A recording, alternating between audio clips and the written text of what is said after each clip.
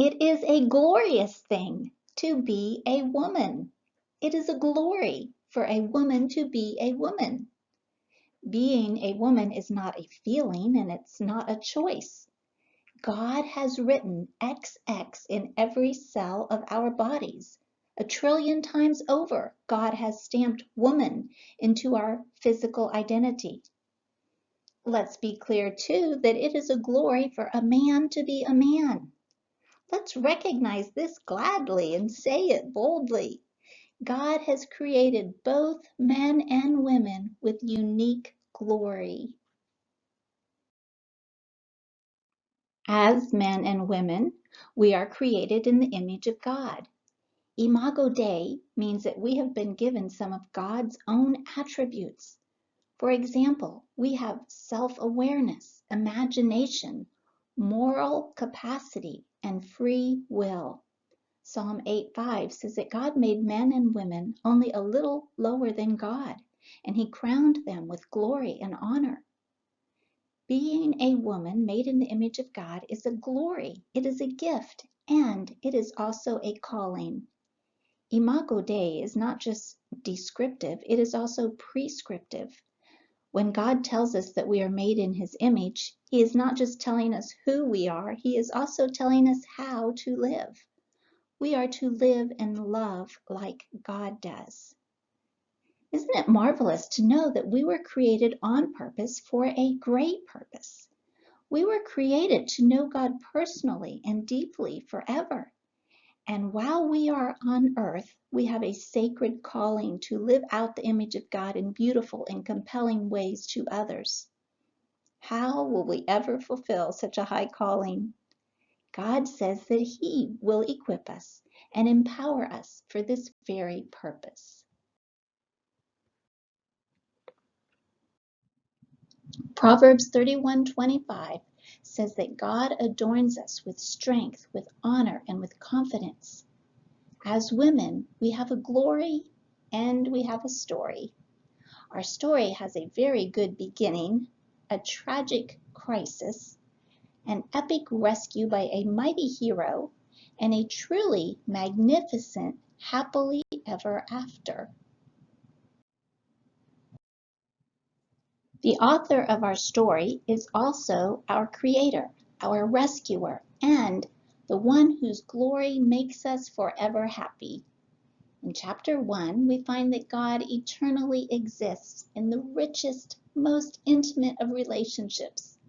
Pulsating within the Trinity is personal union, perfect love, and pure pleasure. Even before the creation of the world, God decided that he would invite each one of us to share his joy with him. His plan was to knit us to himself with cords of love. He wants to weave us to himself with strands of kindness and ties of tender mercy. The first woman, Eve, took her first breath and opened her eyes in wonder at a world full of song and color. She was completely loved, desired, and cherished. She knew nothing of shame or fear. That is God's design and desire for all of us.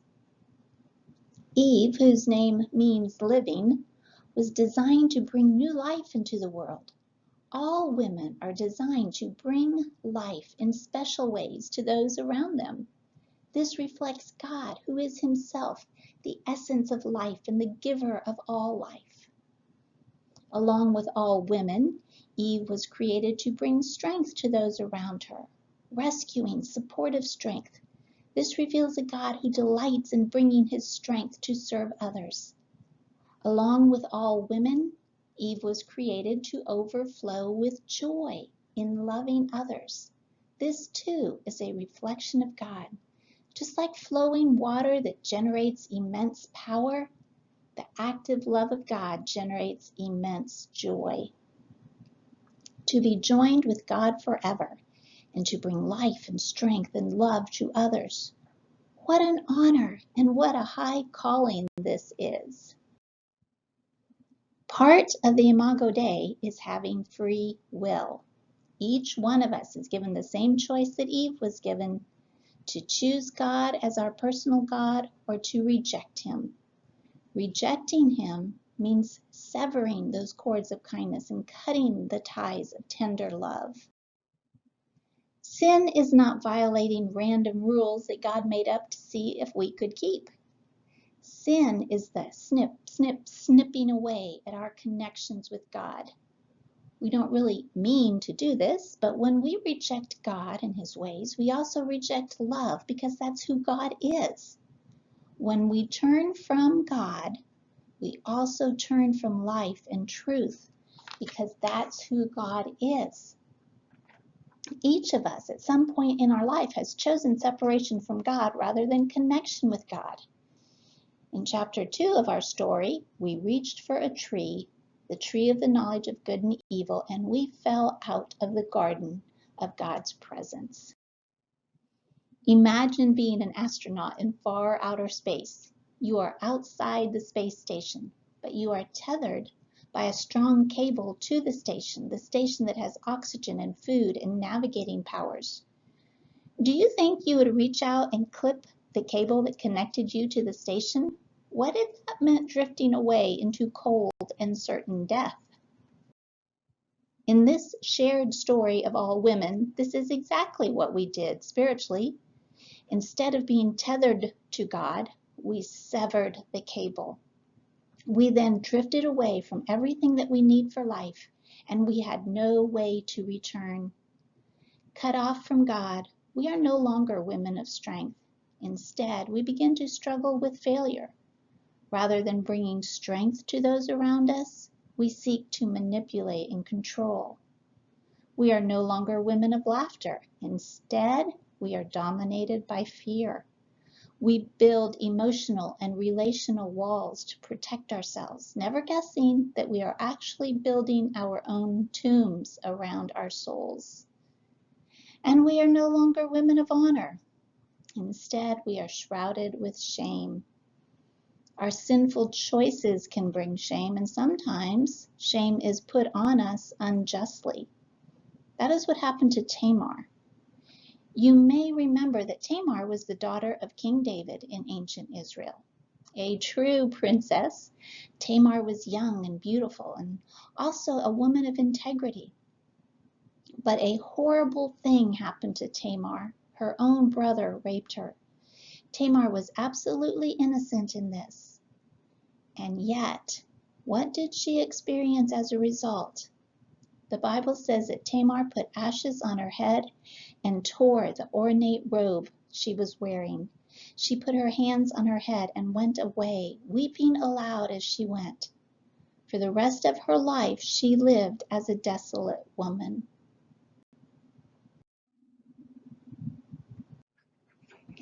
Even though Tamar was blameless, she lived with false shame for the rest of her life.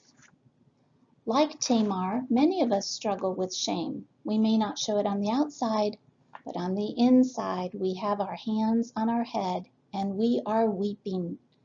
At some level in our soul, we live hidden away as desolate women. So we see in our story as women that we struggle with failure and shame and fear. But these are not our deepest problems. Our core issue is the posture of our will. You've probably been to a banquet where each place setting has a coffee cup. If a guest would like coffee to drink, she leaves her cup turned up. However, if she does not care for coffee with her key lime pie, she turns the cup over, upside down. Throughout the dinner, as the servers come by each table, they know that a cup turned up means yes, please, but a cup turned down means no, thank you. The human will is very much like that coffee cup on the banquet table. At all times, our will chooses a posture toward God. Our posture says either yes to God or no. We can call this a posture of humility or a posture of pride. When we choose what we think or what we feel over what God says, then our will is choosing a posture of pride. Our cup is turned over. I realize that the word pride can be used in many ways, both negative and positive. I'm using the word pride today in a very specific spiritual sense. I'm defining pride as the rejection of God in any kind of way. So that is why pride inherently separates us from God. It is the rejection of God as God. Now, I can recognize God as the creator and judge of all life, and yet at the same time reject him as the ruler of my life at that moment. And that is a posture of pride. Pride is choosing to trust my understanding of the situation and my evaluation of others and my view of myself rather than leaning on God as truth and as the source of everything I need in this very moment. Spiritual pride is believing that I know who or what is good for me and what's not. Even as Christians, we often go with our own opinions and our own perspective instead of God's. This posture of pride forces us to carry the constant weight of taking care of ourselves, tending to our needs, and finding our joy. Well, don't we have needs that must be met? Don't we need joy? Yes, we certainly do. But here's the thing. Meeting our needs and managing our joy is the job of whoever our God is. Who is your God in this moment? If you are trying to manage your happiness and your glory, then you are playing God to yourself. You are trying to carry a great weight that only a great God can carry. We know how to obsess about ourselves, but we do not have the ability to give ourselves what we need. When you have the true God as your personal God, every time you realize that you are trying to ensure your well-being or trying to control people's perceptions of you, you can say to yourself, "Oh, wait, that's not my job." Oh, what a relief. But separated from God, we battle failure, shame, and fear. What can we do? We can flip the cup of our will and return to humility. If pride is being God to ourselves, then humility is letting God be God to us. Pride says, "What do I think about this?" But humility says, "God, what do you say about this? You are my God. I look to you. I trust you." When we humble ourselves, we return to a posture of receiving. Like the sides of the coffee cup, our arms are raised in openness and emptiness before God. God opposes the proud, but for the humble, he pours out grace and he pours out more. We come now to chapter 3 in our story. Even after we untethered ourselves from God, he kept loving us. He still longed for connection with us. In this next chapter of our story, God did an amazing thing. In order to rescue us from drifting into death, God the Son actually untethered himself from God the Father and walked right into death. He suffered within himself the consequences of our rejection of God. He did this for us so that we would never have to experience a complete and final separation from God. After Jesus suffered the full onslaught of death on a cross, he overcame death and re-entered the joyous union of the Godhead. You remember that we reached for a tree in chapter 2 and severed our connection with God. But if we will reach now for the tree of the cross, our connection with God is restored through Jesus Christ. Through him, we can live as women made in the image of God.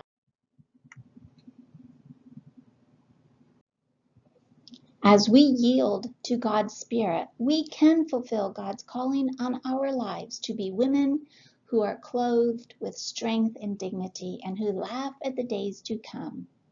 Strength, dignity, and laughter. Let's look at each one of these. What does it mean to be a woman of strength? In our culture, strength often means the power to control or dominate. But true strength is the power to do what God has called us to do. The strength we need as women of God is not the ability to be in charge or the power to make our dreams come true or to self-actualize. We need the energy to keep on loving, even in the face of disappointment or rejection. We need the power to forgive. We need the strength to bite our tongues on our sarcastic words. We need the power to lay down our self-will. Proverbs 31:17 in one translation says that the woman of God girds her loins with strength. That sounds a bit unusual, but this means that she wraps strength around her like a belt. Think of that. She wraps herself up in strength. The strength of God wraps around her like a protective cocoon, like a shield. The strength of God pulls her together and holds her together and shapes her life. I love this metaphor of strength like a belt. There are two different aspects of this imagery. The first aspect is the concept of strength. This is not a strength that the woman of God possesses on her own. There is a binding up here so that what was weak is now made strong. Think of a broken board that is wrapped up tightly against a strong board so that the broken pieces are held together, or a broken arm that is bound to a splint. This is what God does for us. We are broken pieces, but we are wrapped up with His strength. He holds us together and He heals us back into wholeness. So that is the first piece here. We take our weakness and bind ourselves to the strength of God. We bind our not enough selves to the more than enough sufficiency of His grace. Oh, how I need to do this every day. As I encounter my inadequacies over and over, it is wonderful to realize that I can bind myself to Almighty God. Now, there's also a second aspect of this belt imagery, and that's intimacy. Do you remember an Old Testament prophet named Jeremiah? One day, God told Jeremiah to take a new belt and bury it in the rocks beside a river. A long time later, God told Jeremiah to go back and dig it up. What do you think the belt looked like after being in the wet dirt for several weeks? It was ruined. God explained to Jeremiah that just as a belt clings right next to someone's body, so God created His people to cling right next to Him. God created us to be like that belt wrapped tightly against Himself. He wants our lives and hearts to be intertwined with His life and His heart. It is a very intimate metaphor, actually. But most people don't really want to be that close with God. And so the relationship that God intended to be one of intimacy falls apart like a broken belt. Every morning, let's wrap God's strength around us so that everything we see and everything that comes at us is filtered through Him, through His love, through His promises, and through His strength wrapped around us. Now, with God's strength, we are able to support others and build them up. Instead of using our strength to dominate or control, we can use God's strength to serve and strengthen others. The second thing that God adorns us with is honor. Think again of Tamar, who lived most of her life as a desolate woman. She put ashes on her head, and with her hands she pulled her head down. Where were her eyes? Cast down. Who could see into her eyes? No one. Whose eyes was she looking into? No one's. That is what shame does to us. It isolates us. It snips our cords of connection, not only with God, but also with other people. Shame is a little bit different from guilt. Guilt causes us to hide the vase that we broke. In other words, we don't want anyone to see that what we did was wrong.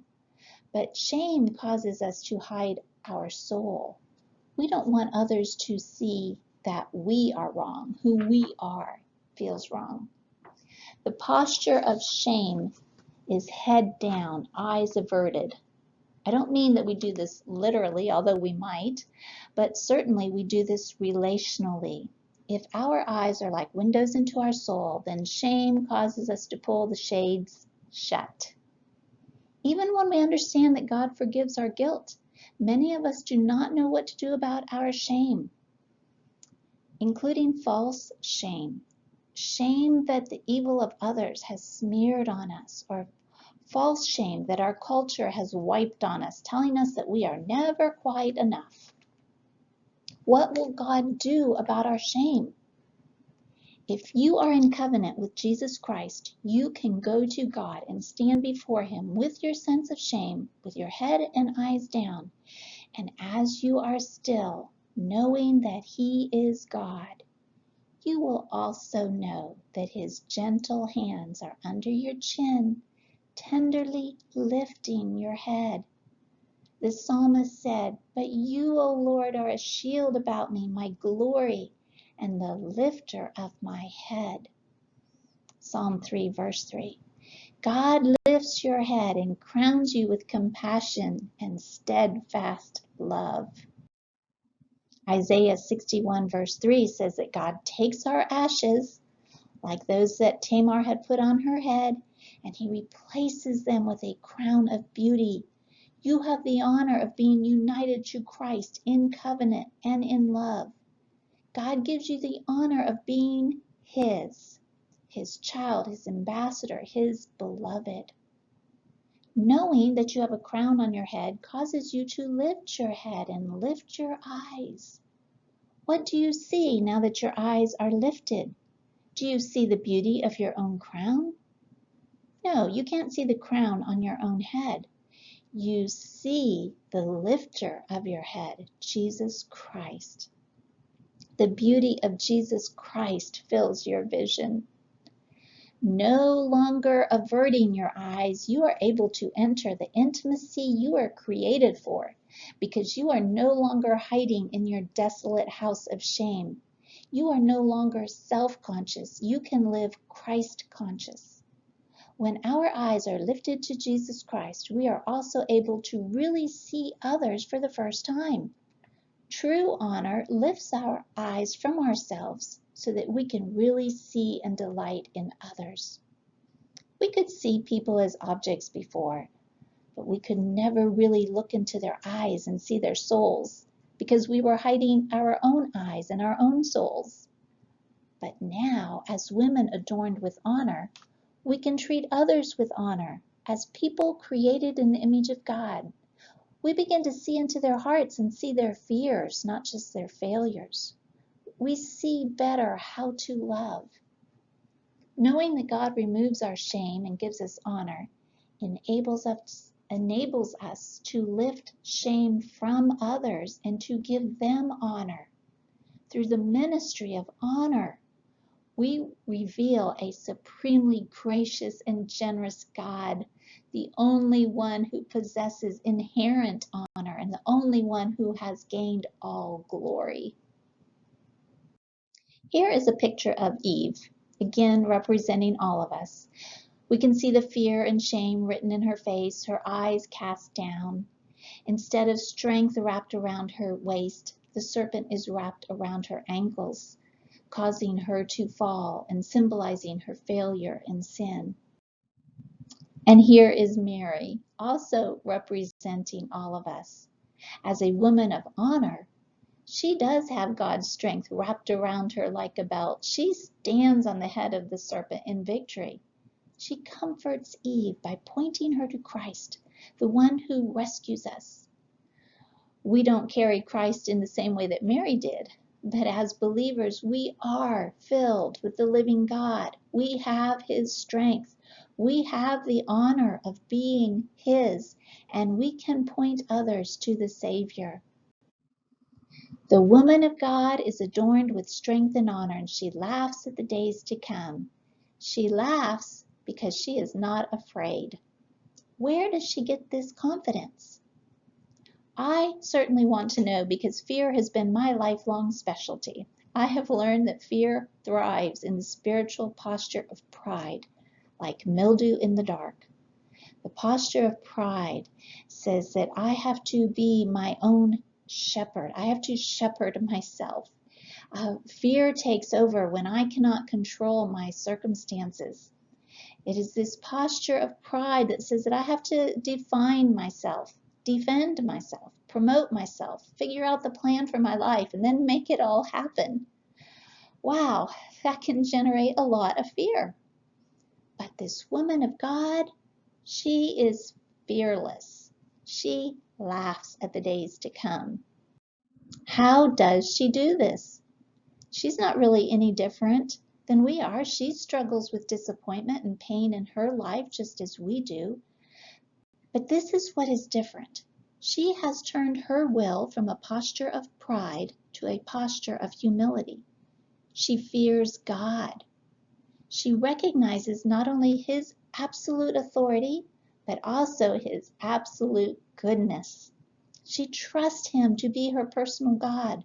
She knows that it is His job to take care of her, and she lets Him do His job. This woman has such respect for God's power and such reverence for His trustworthy character and such awe for His wisdom. In these ways and more, she fears God so completely that she has no other fear. We have a covenant God who loves us perfectly. Everything God does in relationship with us is motivated entirely by love. And that love is shaped by flawless wisdom and enabled by infinite power. Think of that. That is the love that casts out all fear. The woman of God doesn't fear what others think about her because she is focused on what God thinks about her. She doesn't fear being out of control because she relies on God's control. Fearing God, she lives fearlessly. She lives with joy. She lives with laughter. This then is how God adorns us, with a belt, with a crown, and with a song. So our story has a wonderful beginning, a horrible fall, a magnificent hero who will save us if we let him, and an ending that is so fantastic that it actually has no ending. Right now we live in chapter 3. We have days in which we leave home without our belt of strength. We forget that we have a crown of honor, and we cling frantically to our fears.